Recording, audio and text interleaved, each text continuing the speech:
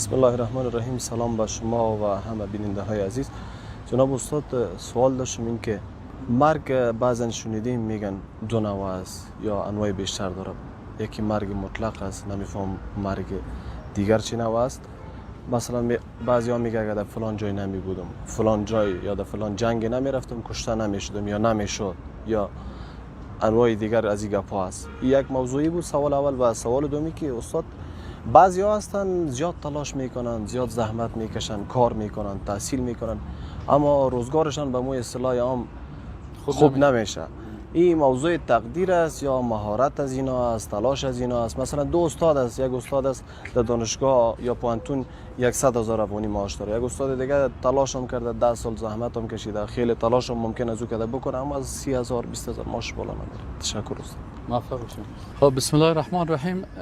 در قسمت از اینکه شما مثال آوردین که دو استاد است، مثلا یکیش 20,000 میگیره و یکی دیگهش مثلا در 1 لک روپیه برای شاهد میشه. یک دکتر است، خصوصا دکترها خوب مثال داره. یک دکتر است که هیچ چیز نداره، مراجعین نداره، بیچاره هم کرای از معاینه خانه‌اش هم سرش چپ میشه، و یکی دیگه است که بیخی سرش مردم یک هفته پیش نوبت میگیره. این برمیگرده به مو حدیث رسول الله صلی الله علیه و آله که رسول الله میگه که ان الله یحب اذا عمل احدکم عملا ان یتقنه. رسول الله میگه که الله دوست داره که شما هر کار میکنین در او کارتان خوب خودم ماهر بسازین، خوب اتقان داشته باشین. مثلا وقتی که من یک استاد هستم، اگر در رشته خود خوب برسانم، خود به خود من در رشته خود کامیاب هستم. یعنی در قرن گذشته میگفتن که انسان قرن گذشته انسانی بود که خودش میرفت در یک جای برای کار عریضه میداد. انسان قرن امروزی کسی است که کار پشت خانهش میه. اینال چرا یک کسی خودش عریضه میده و یک کسی دیگه کار پشت خانهش میه؟ این کسی که عریضه میده به خاطر ازی که ای در جریان درس خود ولو که استاد هم شده صحیح درس نخونده، ولو که دکتر هم شده، یگان سوالا رو که از پیش پرسان بگی مریضی چطور است، میگه والا امروز که مریضی بود ما غیر حاضر بودم، در صنف نرفته بودم. متوجه هستی؟ اما اگر امی دکتر یا امی استاد یا امی کسی که در رشته خود است اگر مهارت خوب داشته باشه، خود به خود بر از اون رزقش زیاد شده میره. مثلا یک انجینیر است 4 منزل آباد کردن نمیتونه، اما یک انجینیر دیگه است مثلا یک 100 منزله را سرش کار میکنه. اینال وام انجینیر است یا انجینیر است، اونو که سر 100 منزله کار میکنه بر از اون میلیون دلار میه، اما دیگه یک 4 منزله نمیتونه. حالا اینجا مسئله تقدیر نشد. چرا؟ من پیشتر هم گفتم که در تقدیر انسان عقل است، در تقدیر انسان علم است، در تقدیر انسان حس است.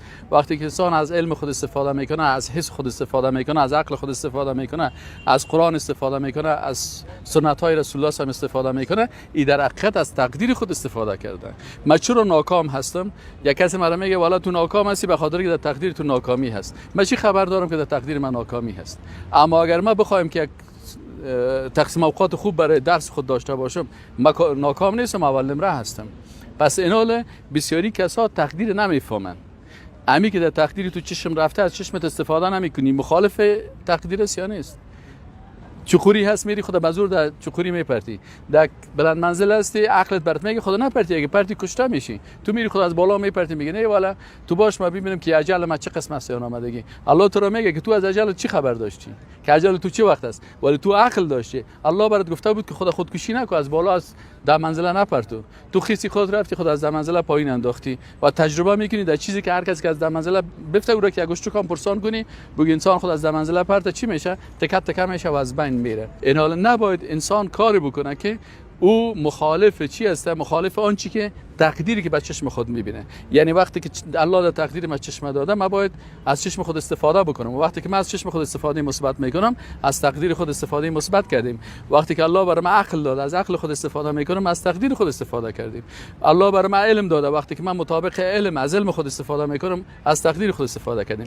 میمونه مسئله چیزی تقدیر بخش دومش تقدیر غیبی است که او برای ما تو معلوم نیست، او مربوط غیب است. مثلا عمر تو چند سال است نمیفهمی، ایده مداخله نکو، اگر دی مداخله بکنی نتیجه نمیده، به خاطر از اینکه معلوم نیست. میشه که عمرت 60 سال باشه، 70 سال باشه، 80 سال باشه، تو چی خبر داری؟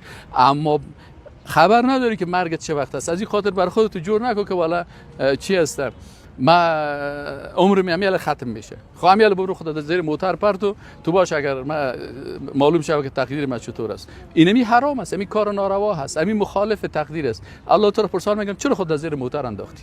آیا تو خبر داشتی که مرگ تو این وقت هستن؟ این دیگه پس و دیگه ای که مثلا اگر من این کار نمیکردم این کار نمیشد، اینمی خودش ناروا هست.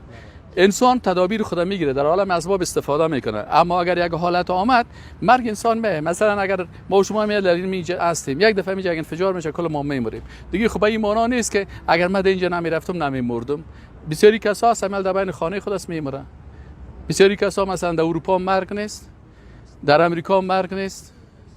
خدا کل دنیا هر جا که بری الله متعال میگه که قل یدرککم الموت ولو کنتم فی بروج مشیده. اگر در قصرهای بسیار قوی زیر پوش هم زیر هم داشته باشید و زندگی بکنید، وقت مرگتان آمد مرگتان میه. اما شما از مرگتان خبر نیستین، بعد از خود در دامان مرگ نپرتین، بلکه از عقلت، از علمت، از دانشت، از حکم الله، از حکم رسولش استفاده بکن، زندگی نرمال داشته باش. موفق باشید.